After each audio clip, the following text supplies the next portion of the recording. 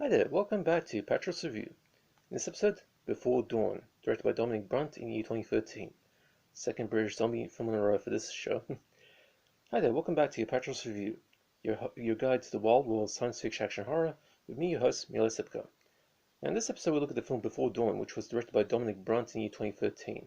This actually came out on the 22nd of February 2013 in the UK on limited release, before making its way around the world.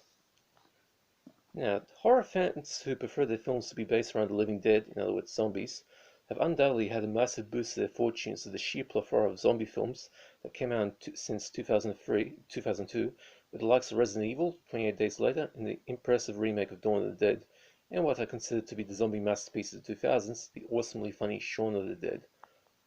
Once those trailblazers came out, the floodgates of the zombie kingdom opened, and heaps of zombie flicks, many of which were ridiculously cheap, burst out to assault the movie-going public, and to make zombie fans very, very happy. There were very few zombie films in the 1990s, a decade obsessed with B-grade action sympathetica. Now, in the case of the 2013 British-made ultra-low-budget film Before Dawn, we get probably one of the very first relationship drama zombie films. Technically, this was done before Shaun of the Dead, which was at heart the tale of a guy trying to prove himself to his girlfriend by rescuing her from the undead and taking her to the one place he and his friends know they'll be safe, at a local pub. But unlike Shaun of the Dead, Before Dawn is a completely different kind of film. Horror movie urban legend has it that the film came about from an argument between Dominic Brunt, who is most famous for playing the mentally challenged vet Paddy in British drama Emmerdale, and his wife Joanne Mitchell, over what the perfect zombie film should have in the storyline.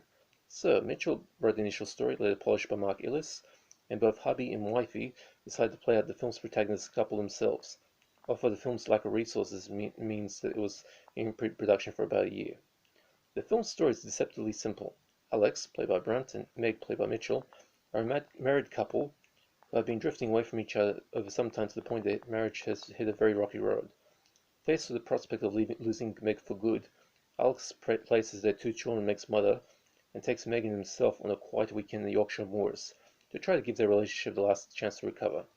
The first night at their rented cottage doesn't go as smoothly as Alex hoped it would. He ends up sleeping on the couch. But come morning, things take a turn for the hopelessly bad when, while on her morning jog, Meg is bitten by a fast-moving zombie that comes out of nowhere. And Alex, while trying to tend to a rapidly deteriorating Meg, realizes that the world has been hit by a zombie apocalypse while they've been away.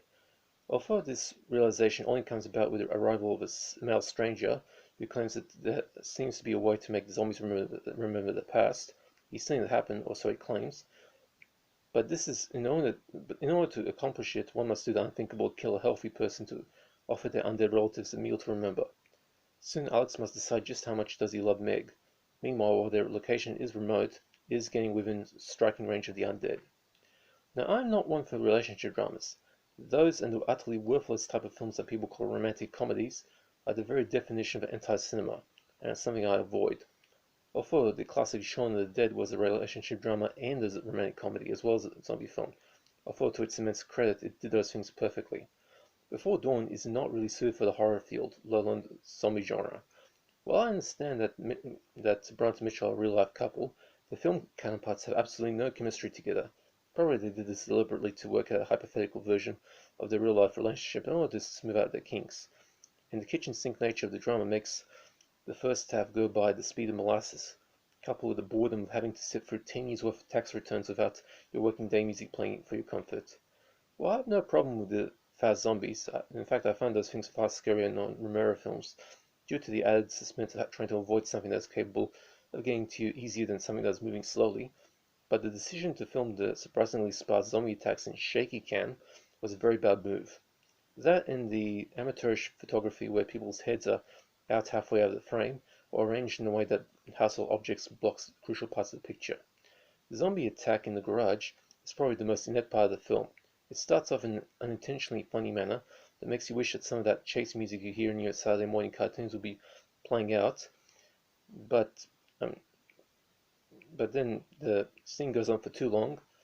Pacing of these films is not Brunt's strong suit.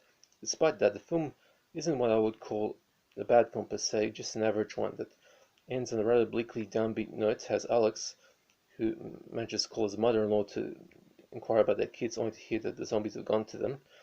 That news prompting him to get himself bitten in the story ending on the now undead Alex and Meg yelling at each other in the zombie roar while surrounded by other zombies. I should also mention the surprisingly effective soundtrack by Thomas Ragsdale, which sounds very evocative during the end credits. Not the worst zombie film out there, but to come out of the 2010s, but not in any way a decent one, just painfully average. Dominic Brunt would use this to build up a secondary career for himself as a horror director, something he got progressively better at. Now, there's some minor gore in this, but this wasn't exactly designed to be a gore fest. There's no nudity here either. Now, this is available in the UK and Australia on DVD, but I didn't own a copy, so this is a film-only review. Although in Australia, it was released through Monster Pictures, so if you can get that. Now, Before Dawn gets a C from me, a 4 out of 10. It's strictly average zombie hokum. Okay, that's it for that review.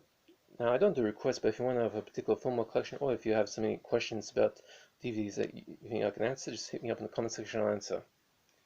Okay, I hope you guys are staying safe. Take care, and that's it for this review.